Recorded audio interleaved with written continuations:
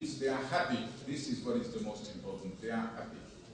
Ben Sayın Müsteşar gibi alkış istemeyeceğim ama dikkatinizi çekmek istiyorum. Zaten posterler orada her şeyi anlatıyor.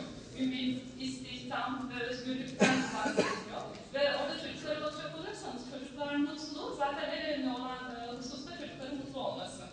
And by the way, we saw some of them when the Commissioner Andrew was there with the Minister of Education in Ankara. Dolayısıyla sadece resim için mutlu bir poz vermediler. Gerçekten de mutlu olduklarını gördük. Let me say how impressed we are by the big efforts taken by the Ministry of National Education to increase the enrollment rates in all levels of... İstediğiniz kadar güzel şeyler yapın, bu şehire yansımıyor. Ve çocuklarımız bilinçsiz bir şekilde yetişiyorlar.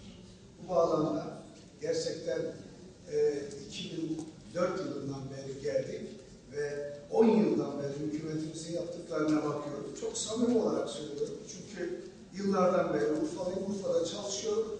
Hiç bu kadar okul açılmamıştı. Hiç bu kadar okul yapılmamıştı. Hiç bu kadar öğretmen tayini yapılmamıştı. Ve biraz önce Sayın Valim'den öğrendim. 370 trilyon lira ve bu yıl harcanıyor okul yapımı için ve 150 okula bu kavuşacak. Yani bakıyoruz ki Cumhuriyet döneminden beri 10 yıl içerisinde çok fazla okul sayısı yapılıyor. Fakat maalesef hala yeterli değil. As it plays a crucial role in shaping our attitudes, our skills, our culture from primary school onwards.